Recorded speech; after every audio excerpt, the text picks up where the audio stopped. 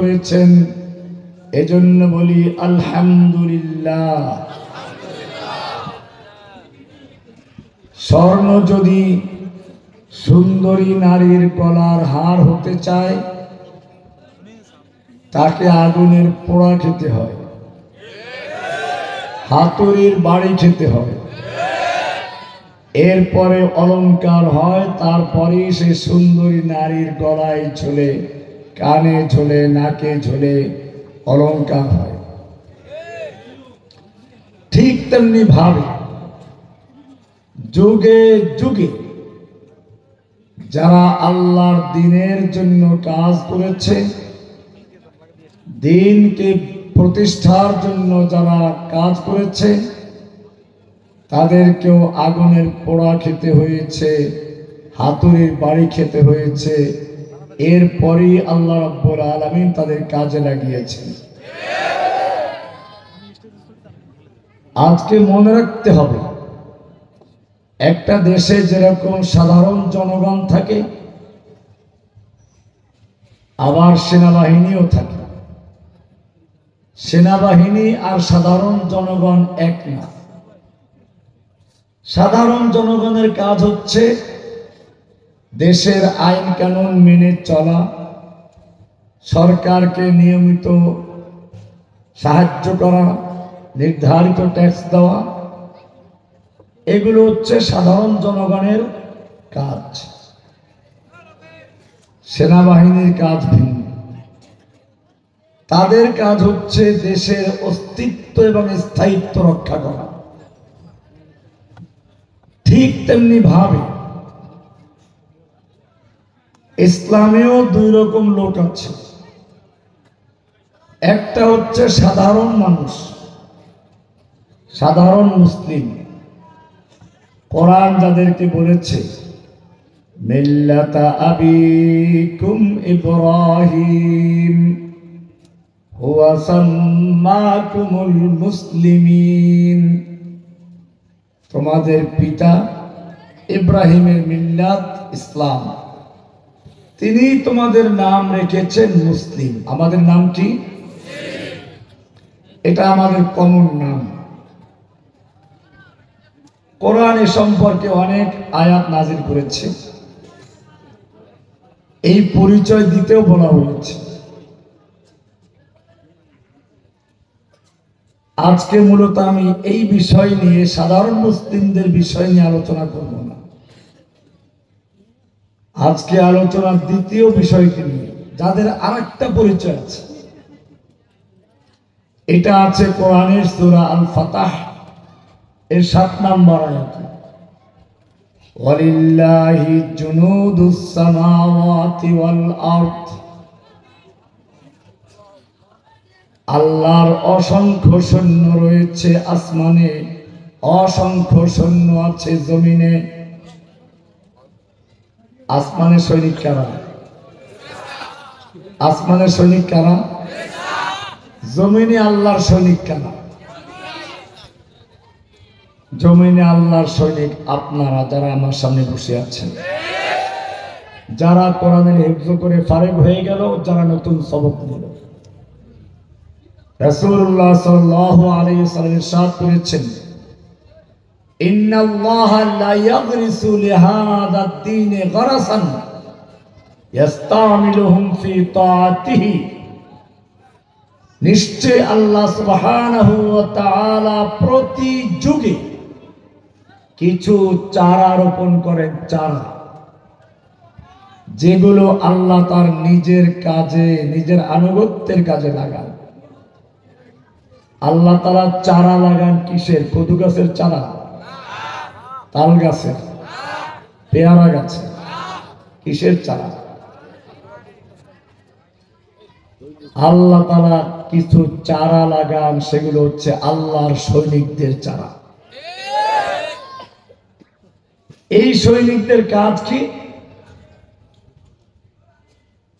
দেশের সৈনিকদের যেমন কাজ হচ্ছে দেশের সংবিধান রক্ষা করা, নিরাপত্তা বিধান করা, ঠিক তেমনি ভাবে আল্লাহর সৈনিকদের কাজ হচ্ছে আল্লাহর সংবিধান রক্ষা করা, আল্লাহর সংবিধানকে বিজয়ী করা, আল্লাহর সংবিধানকে প্রতিষ্ঠা করা।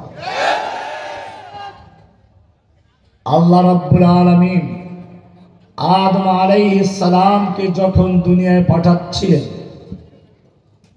সঙ্গে তার স্ত্রী থাকা মানেই তো সন্তান সহ। এক যুবক একটা মেয়েকে ভালোবেসে বিয়ে করে বাড়ি নিয়ে এসছে। তো মা জিজ্ঞেস করলো, এইটাকে ডাক, এর মধ্যে কি আছে? ছেলে কি করলো? আম্মু, এর ভিতরে তোমার নাতি আছে। কি আছে?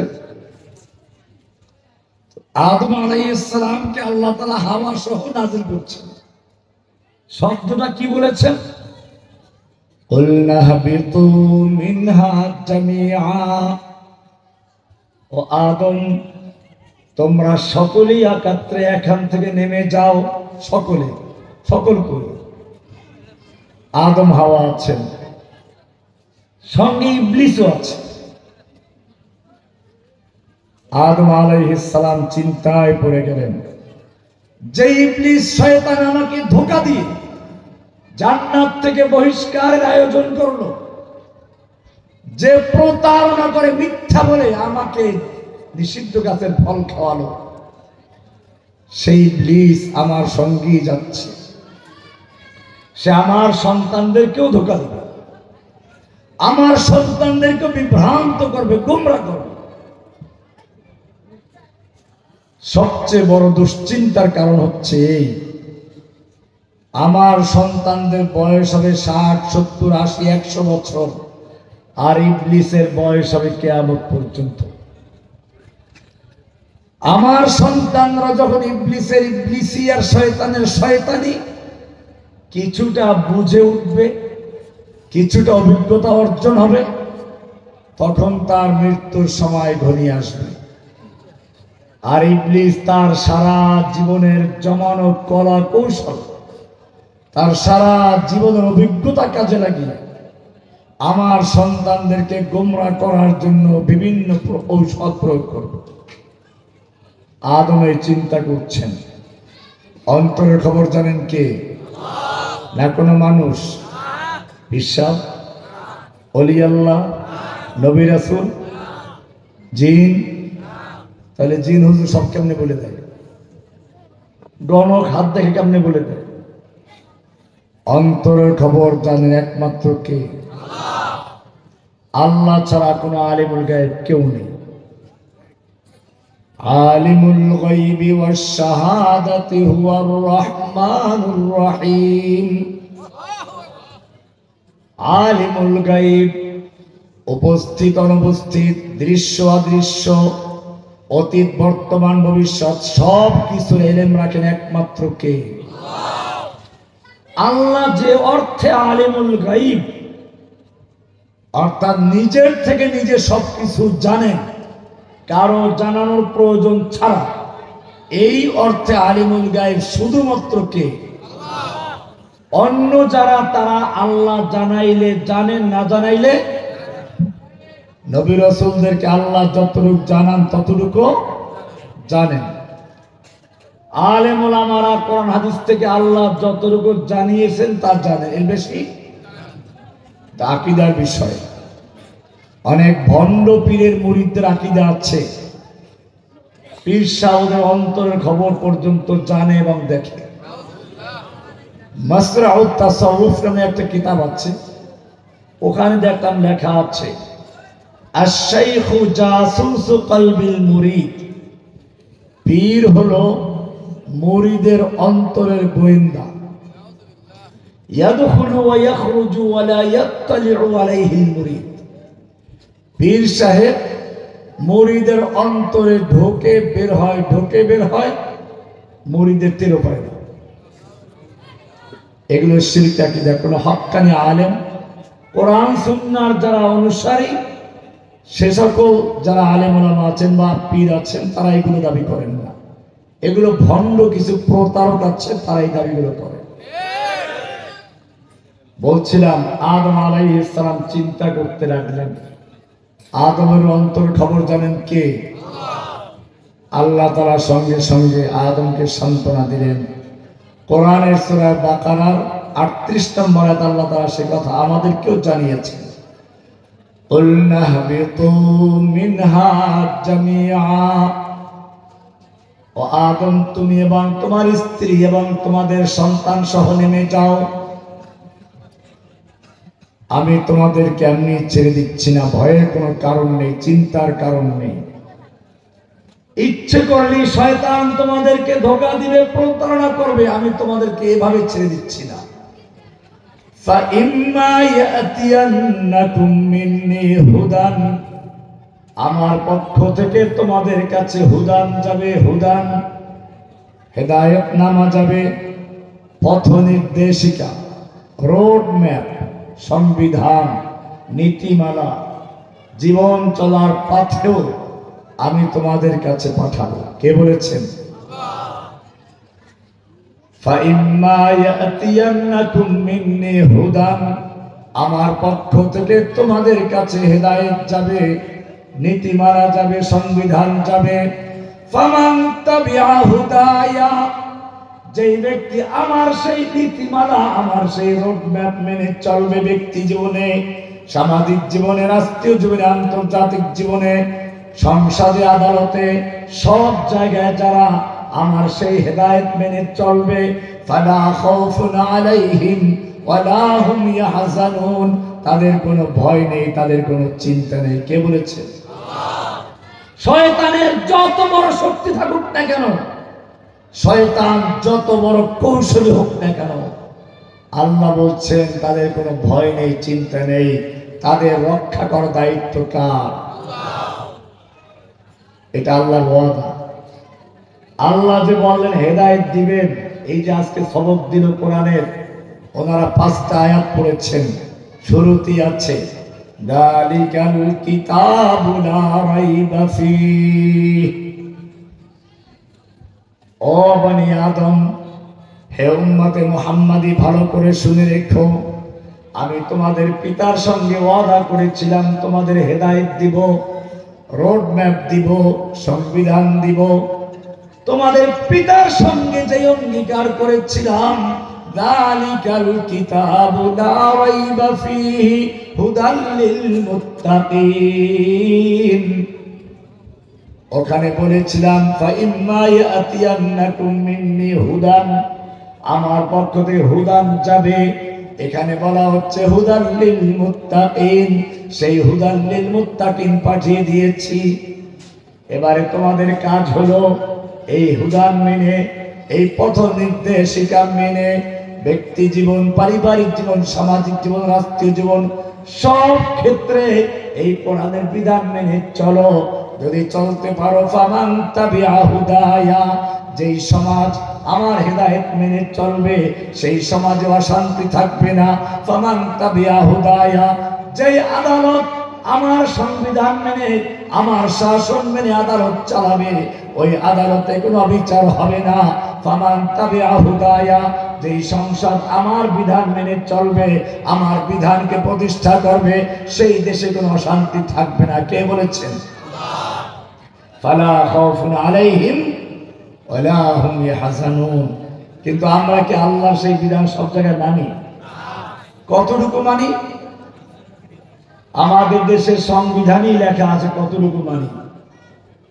সংবিধানের 7 নম্বরের খ, 7-এর কতে লেখা আছে প্রজাতন্ত্রের সকল ক্ষমতার মালিক জনগণ।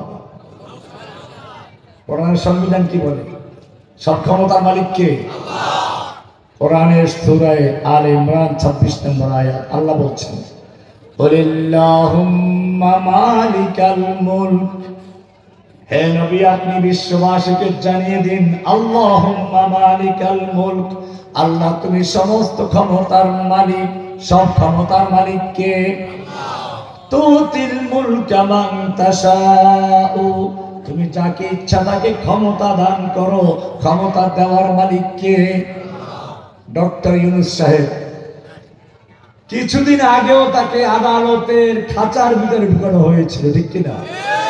লোহার খাঁচা, পাখি যেমন খাঁচার ভিতরে ঢুকানো হয়, ওনাকেও খাঁচায় ঢুকানো হয়েছিল। তখন কি উনি চিন্তাও করেছিলেন যে কয়েকদিন পর আমি ক্ষমতায় আসবো? ক্ষমতায় বসিয়েছেন কে?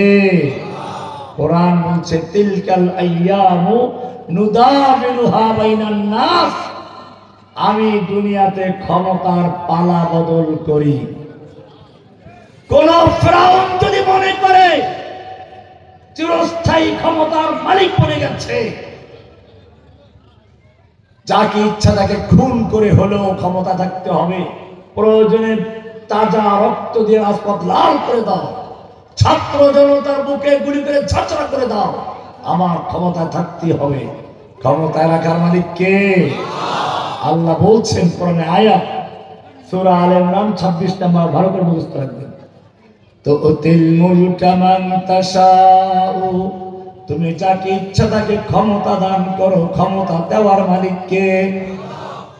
ওয়াতানজিউল মুলকা মিম্মান তাশাউ, তুমি যার থেকে ইচ্ছা তার থেকে ক্ষমতা ছিনিয়ে নাও।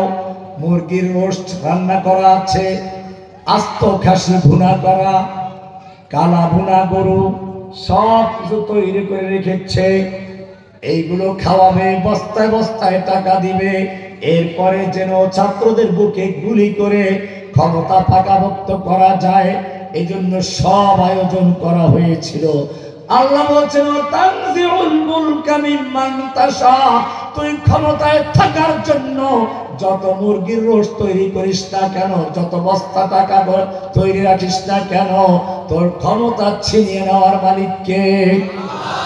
শুধু ক্ষমতা ছিনিয়ে নিয়ে ছাড়বো না, তোকে বাংলাদেশে থাকতে দিব না, কারণ তুই অহংকার করে বলেছি পালায় না। আর একজনের ছিল পালাবো না, পালাবো কোথায়? আল্লাহ তাআলা হাদিসে কুদসিতে বলেছেন আল কিবরিয়াউ রিদাই, অহংকার হচ্ছে আমার চাদর, যে ব্যক্তি আমার চাদর ধরে টান দেয় অহংকারী হয়, আমি তাকে ধ্বংস করে অপমান করে দিনে বেইজ্জত করেছি।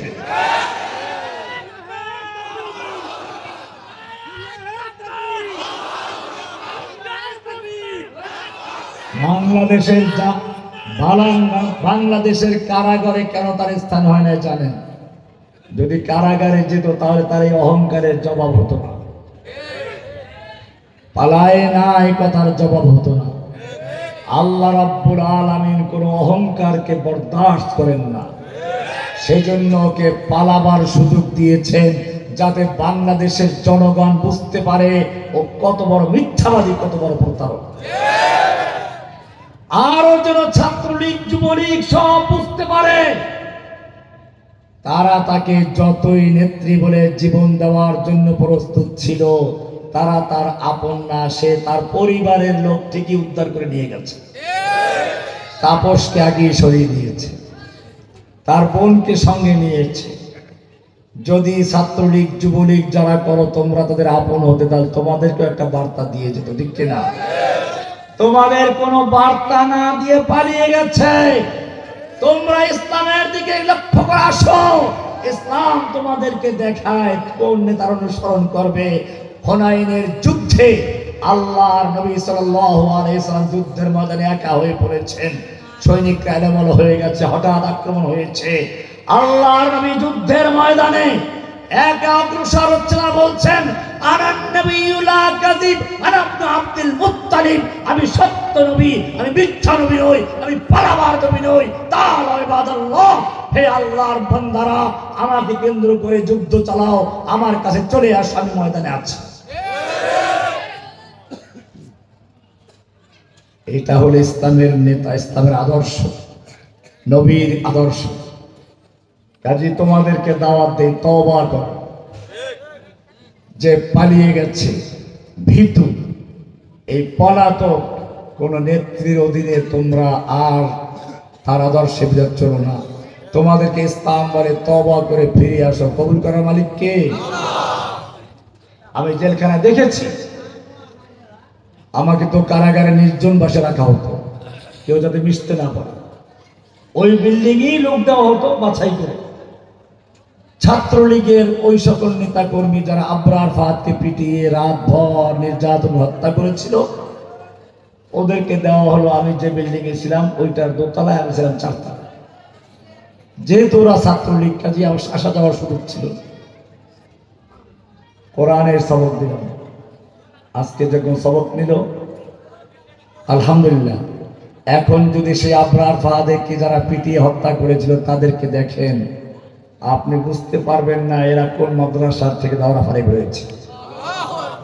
5 জন হাফেজে কোরআন হয়ে গেছে, বাকিরা সবাই কোরআন পড়তে পারে, মুখে দাঁড়িয়ে আছে, তারা জুব্বা পরে, মাথায় পাগড়িও পরে মাঝে মধ্যে। যে আমি তোমাদের দৌড় দিচ্ছি না, ফিরে আসো। বলছিলাম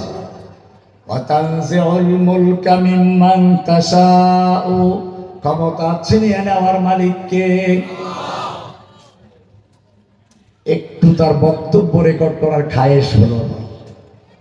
এত বক্তব্য দিল, শেষ সময় তার এই আগ্রহটা কেন আসতো জানেন?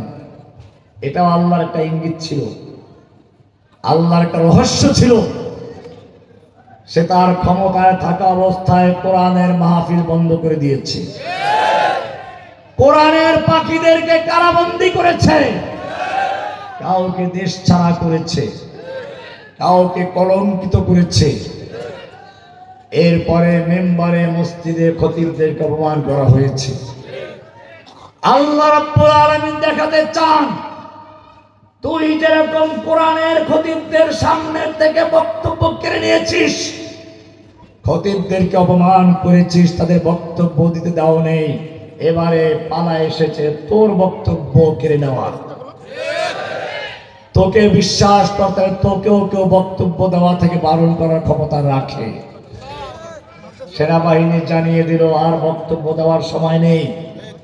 2 দিক থেকে আজরাইলের দল আবাবিল পাখি হয়ে ঝড়ো হওয়ার গতিতে তোমার রাজপ্রাসাদে দিয়ে আসছে। মাত্র 45 মিনিট সময় আছে, হয়তো পালাও, নতুবা তুফানের বেগে ঢুকে তোমার রক্ত মাংস হাড্ডিগুলো পর্যন্ত কুত্তা বিড়াল দিয়ে হবে। পালাও। ওয়াতানজিউল মুলকা মিম্মান তাশাউ, তুমি যার থেকে ইচ্ছা ক্ষমতা ছিনিয়ে নাও। ক্ষমতা ছিনিয়ে নেওয়ার মালিককে। অতুইজ্জু মান তাশাউ, তুমি যাকে ইচ্ছে করো তাকে ইজ্জত দান করো। অতুযিল্লু মান তাশাউ, যাকে ইচ্ছা অপমান করো। ইজ্জত দেওয়ার মালিককে। আমরা যখন জেলে ছিলাম, মাথায় হেলমেট, হাতে হ্যান্ডকাপ, তারপরে বুকে বুলেট প্রুফ জ্যাকেট, ডান্ডা বেরি পড়িয়ে তারপরে করে ওঠা অপমান করার জন্য, বিশ্বে আমাদেরকে প্রচার করার জন্য, এদেশ থেকে ইসলামকে নির্মূল করার জন্য, আলেম ওলামাদেরকে জনগণ থেকে বিচ্ছিন্ন করার জন্য এক গভীর চক্রান্ত নিয়ে প্রশিক্ষণ প্রাপ্ত হয়ে বাংলাদেশে এসেছিল। আবার সেখানেই পালিয়ে গেছে। এদেশে জঙ্গিবাদের একটা বিশাল তকমা লাগানো হলো। এখন জঙ্গিবাদ গেল কোথায়? বোঝা গেল বাংলাদেশে এতদিন পর্যন্ত যা কিছু ঘটেছে, এই পুলিশ বক্সে হামলা করা, এই যে হামলা টামলা করা, সবগুলো দিল্লির ইশারায় শেখ হাসিনার নেতৃত্বে এই কাজগুলো হয়েছে। সুতরাং মনে রাখতে হবে।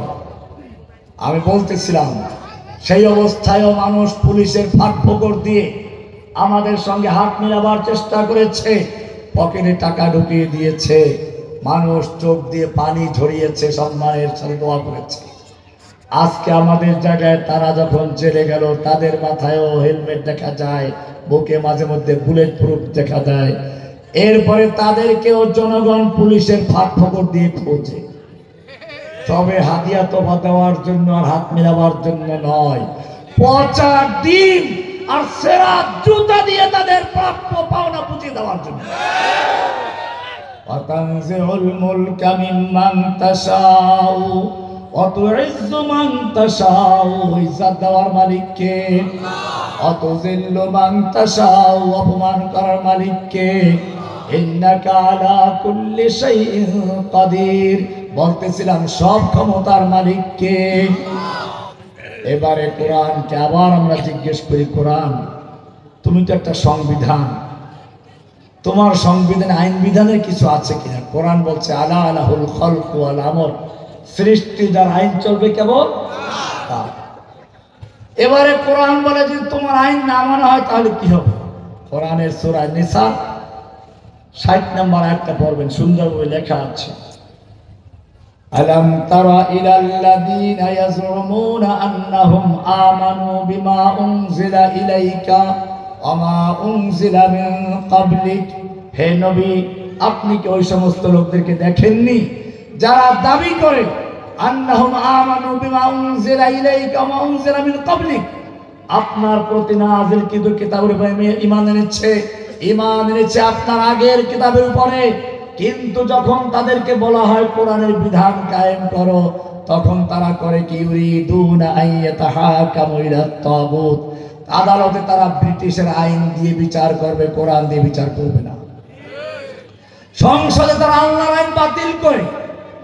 ওই যে সংবিধানের 7-এর খ ধারা, সেখানে পরিষ্কার লেখা আছে এই সংবিধান দেশের সর্বোচ্চ আইন। অন্য আইনের যতখানি এর সাথে অসামঞ্জস্যশীল অতখানি বাতিল বলে গণ্য হবে। এই কারণেই কোরআনের যতগুলো আইন বাংলাদেশ সংবিধানের সাথে সাংঘর্ষিক, সেখানে কোরআনেরটা বাতিল হয়ে সংবিধানেরটা বহাল রাখা হয়েছে। মদ হারাম করেছেন কে? সূরা মায়দার 90 নম্বর আয়াত পড়ুন, পরিষ্কার বলা আছে, ইয়া আইয়ুহাল্লাযীনা আমানু ইন্নামাল খামরু ওয়াল মাইসিরু ওয়াল আনসাবু ওয়াল আজলামু রিজসুম মিন আমালিশ শাইতানি ফাজতানিবুহু। নিশ্চয় মদ, জুয়া, মূর্তি, লটারি এগুলো শয়তানের কাজ, খবরদার এগুলো শয়তানের নাপাক কাজ। এর থেকে তোমরা বিরত থাকো, তবেই তোমরা সফল হবে। তোমাদের ব্যক্তি জীবনে, সামাজিক জীবনে, রাষ্ট্রীয় জীবনে সব জায়গায় সফলতার জন্য এটা তোমরা মেনে চলো। হারাম করেছেন কে?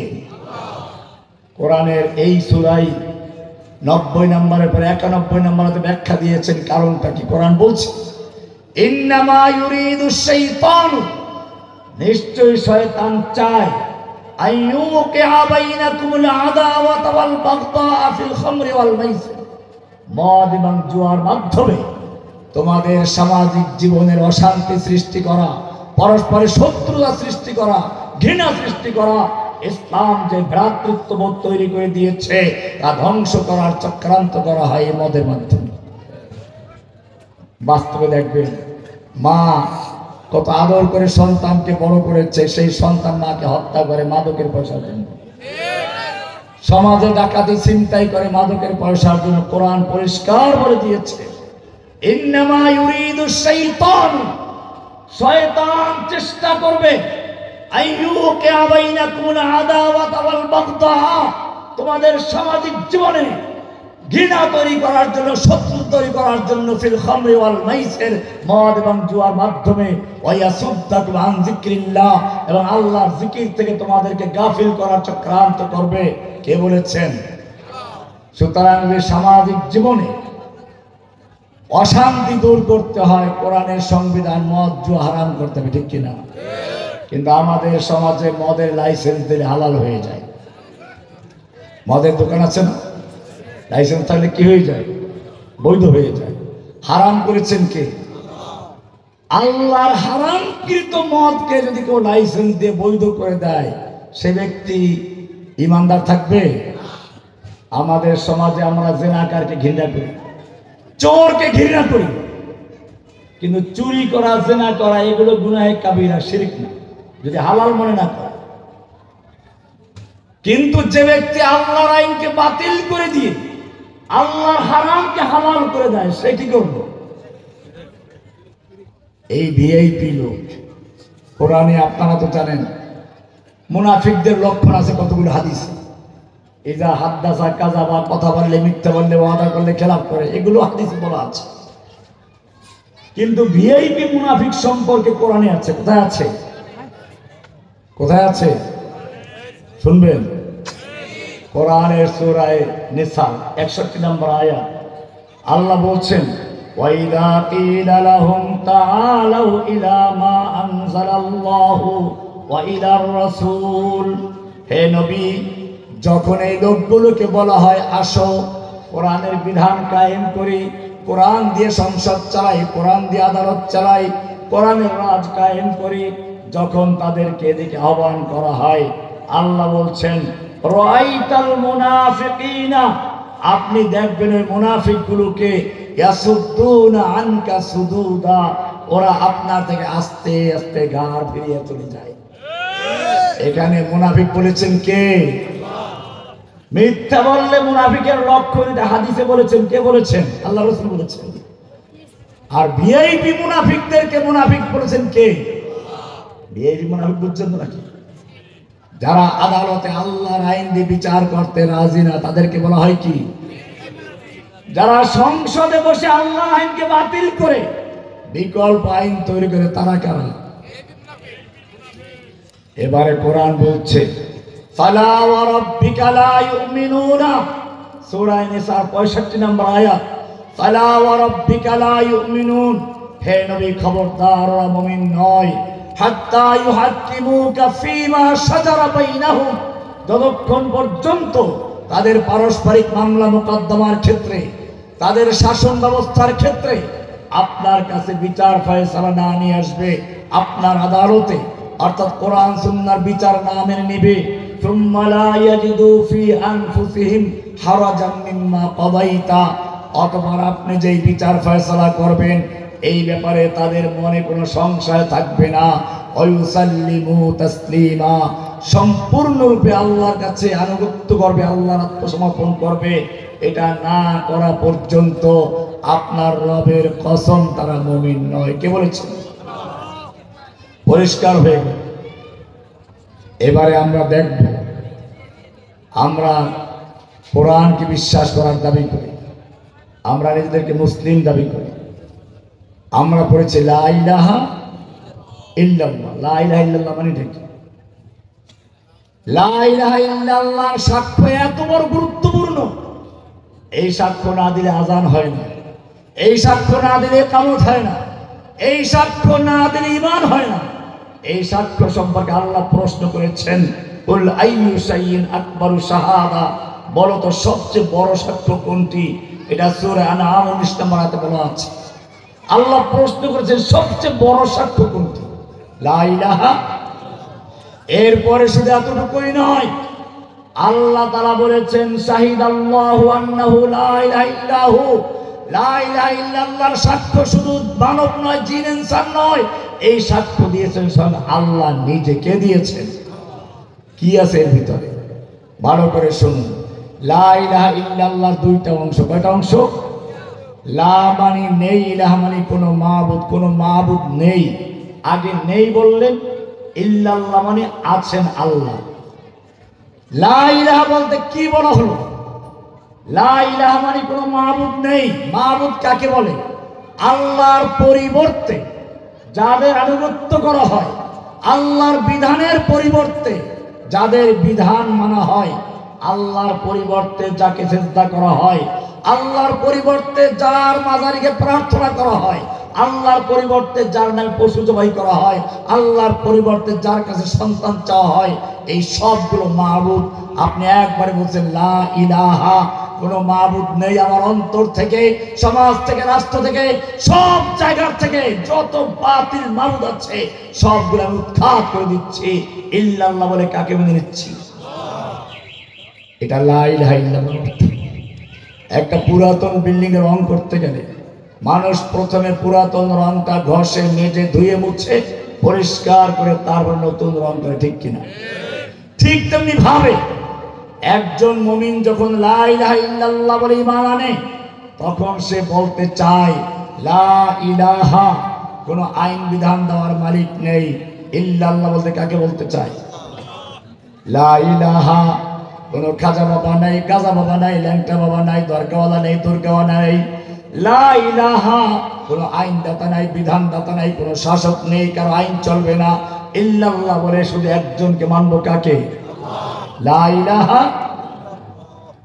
এইটা যারা মানবে, আল্লাহ তাআলা বলছেন ফামান ইয়াকফুর বিত-তাগুত, সূরা বাকারা 256 নম্বর আয়াত। লা ইলাহা বলে যে ব্যক্তি সমস্ত তাগুতকে বর্জন করলো, ওয়ায়ুমিন বিল্লাহ, ইল্লাল্লাহ বলে আল্লাহকে মেনে নিল। কয়টা হলো? দুইটা। কয়টা? একটা শক্ত ডাল ধরতে হলে, ঝুলতে হলে কয়টা ধরতে হবে? আল্লাহ বলছেন যে ব্যক্তি ফামাইয়াকফুর বিত্তাগুত, লা ইলাহা বলে সব তাগুতকে বর্জন করলো, ইল্লাল্লাহ বলে আল্লাহকে মানলো, দুই হাতে ধরলো, আল্লাহ বলছেন ফাকাদ ইসতামসাকা বিল উরওয়াতিল উসকা, সেই ব্যক্তি মজবুত হাতল ধরলো, শক্ত করে ধরলো, লান ফিসামা লাহা, যা কখনো ছিঁড়ে যাবার নয়। দুনিয়ার যত বড় শক্তি হোক না কেন, নরেন্দ্র মোদীর যত বড় পারমাণবিক বোমা থাকুক না কেন, যত ক্ষেপণাস্ত্র আর যত সৈনিক থাকুক, আল্লাহ বলছেন লান ফিসামা লাহা, দুনিয়ার কোন শক্তি, দুনিয়ার কোন প্রাণ তাদেরকে ভাসিয়ে দিতে পারবে না, কারণ তারা শক্ত করে ধরেছেন কাকে? লা ইলাহা ইল্লাল্লাহ। ফাকাদ ইসতামসাকা, সে শক্তভাবে ধরেছে। মাসাকা বলেন না, আলেমরা বুঝবে এটা। ইসতামসাকা ভাবে ইস্তেফাল থেকে, ফাকাদ ইসতামসাকা বিল উরওয়াতিল উসকা, সে শক্তভাবে ধারণ করেছে, বিল উরওয়াতিল উসকা, মজবুত হাতল, শক্ত হাতল। কোন হাতল ধরলো? কোরআনে তার ব্যাখ্যা আছে। কোরআনে আরেকটা আল্লাহ বলছেন, আলাম তারা কাইফা দারাবাল্লাহু মাসালান কালিমাতান তাইয়িবাতান কাশাজারাতিন তাইয়িবা।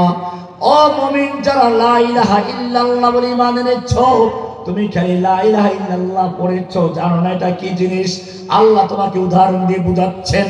আলাম তারা কাইফা দারাবাল্লাহু মাসালান কালিমাতান তাইয়িবাতান কাশাজারাতিন তাইয়িবা। আল্লাহ তাআলা এই কালিমায়ে তাইয়িবাকে একটা পবিত্র গাছের সঙ্গে তুলনা করছেন। কার সঙ্গে? পবিত্র গাছ। কি গাছ? আল্লাহর রাসূল একদিন খেজুর গাছের ওই যে শীতের কালে ডাল ছাড়ালে পরে সাদা মুচি বের হয়, মুচি খাচ্ছিলেন। সাহাবীদের জিজ্ঞেস করলেন, বলো তো জঙ্গলে একটা গাছ আছে, যেই গাছের সঙ্গে মুমিনদের মিল আছে। গাছের শিকড় মাটিতে গাঁথা, ডালগুলো উপরে কখনো বাতাসে ঝরে পড়ে না, গাছটা কি গাছ বলতে পারো? সাহাবায়ে কেরাম সকলেই মনে মনে জঙ্গলে চলে গেলেন, কেউ বলতে পারলেন না। আল্লাহর নবী নিজে বললেন, এটা কি খেজুর গাছ নয়? খেজুর গাছের শিকড় মাটিতে গাঁথা, ডালগুলো উপরে বাতাসে ঝড় তুফানে তার পাতা ছড়াতে পারে না। আল্লাহ রাব্বুল আলামিন বলছেন, আলাম তারা কাইফা দারাবাল্লাহু মাসালান কালিমাতান তাইয়িবাতান কাশাজারাতিন তাইয়িবা। যারা লা ইলাহা ইল্লাল্লাহ বলে ঈমান এনেছে, তাদের উপমা হচ্ছে, উদাহরণ হচ্ছে, কালিমার উদাহরণ হচ্ছে একটা পবিত্র গাছের মতো। আসলুহা সাবিতুন, তাদের শিকড় হচ্ছে মাটিতে, ফারউহা ফিস সামা, তাদের শাখা হচ্ছে আসমানে। তারা দুই হাতে ধরেছে আসমানে, আল্লাহর আরশ ধরেছে। কি ধরেছে? লান ফিসামা লাহা, দুনিয়ার কোন শক্তি তাদের বিচ্ছিন্ন করতে পারবে না। বোঝা গেল এখানেই আমাদের সমস্যা। আজকে কাফের মুশরিক দুনিয়ার সব মুসলমানদের সব জায়গায় মার খাচ্ছে। ফিলিস্তিনে বলেন, ইরাক সিরিয়া বলেন, আফগানিস্তান বলেন, পাকিস্তান বলেন, এরকম ভাবে আপনার কাশ্মীর বলেন, আরাকান বলেন, সব জায়গায় মুসলিমরা মার খাচ্ছে। অথচ মুসলিমদের ইতিহাস পড়ুন। খালিদ বিন ওলীদ রাদিয়াল্লাহু তাআলা আনহু যুদ্ধের ময়দানে, প্রতিপক্ষ হচ্ছে পারস্যের সম্রাটের প্রধান সেনাপতি রুস্তম, সঙ্গে তার 3 লক্ষ সৈন্য। খালিদ বিন ওলীদের সঙ্গে মাত্র 30,000-এর মতো। রাতের বেলা রুস্তম তার গোয়েন্দাদেরকে পাঠালো, খালিদ বিন ওলীদের তাঁবুতে দেখো মুসলিমদের অবস্থাটা কি। রাতের বেলায় তো মুসলিমরা কান্নাকাটি করে কার কাছে? কেউ দাঁড়িয়ে, কেউ বসে, কেউ শুয়ে। রুস্তমের গোয়েন্দারা দেখলো যে মুসলিমদের তাঁবুতে কান্নাকাটি চলছে, কেউ শুয়ে, কেউ দাঁড়িয়ে, কেউ বসে, কান্নাকাটি করতে করতে তাদের বুক ভিজে গেছে। গোয়েন্দারা রুস্তমকে গিয়ে বলল, দেখো মুসলিমদের সঙ্গে যুদ্ধ করার কোনো প্রয়োজন নেই, ওরা ভয় পেয়ে কান্নাকাটি করছে। রুস্তম চিন্তা করলো, ঠিক আছে, তাহলে 3 লক্ষ সৈন্য মাঠে নামানোর কোনো প্রয়োজন নেই, 1 লাখ সৈন্য নিয়ে মাঠে নামলো। যুদ্ধ শুরু হয়ে গেল। যুদ্ধ যখন শুরু হয়ে গেল, তখন দেখলো যেই সৈনিকদের ব্যাপারে কথা ছিল, ওরা কান্নাকাটি করে এক একজন সৈন্য ওদের হাজার হাজার সৈন্যকে লাশের স্তূপ করে দিচ্ছে। যেদিকে যাচ্ছে কাতার ফাঁকা করে দিচ্ছে। পূর্ণিমার চাঁদ যেরকম ভাবে কালো মেঘের ভিতরে ঢুকে পড়ে, এক একজন মুসলিম সৈনিক কাফেরদের ভিড়ের ভিতরে সেরকম ঢুকে পড়ছে। রস্তম বলল, যুদ্ধ থামাও, ব্যারাকে চলে যাও। এবারে আবার গভীর রাতে বহু বিচক্ষণ বহুদর্শী গোয়েন্দাদেরকে পাঠালো, যাও মুসলিমদের তাঁবুর খবর নিয়ে আসো।